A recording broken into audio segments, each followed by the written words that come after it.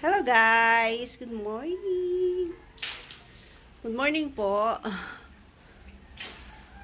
So ngayon po ay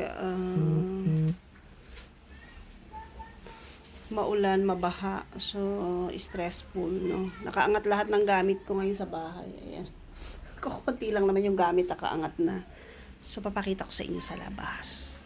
So, bahang-baha ngayon, guys, dito sa amin. At hindi na umaalis. Kahapon pa nag-start yung baha. Pero hanggang ngayon, bahang-baha pa rin. Wala na siyang balak lumayas. So, ayun.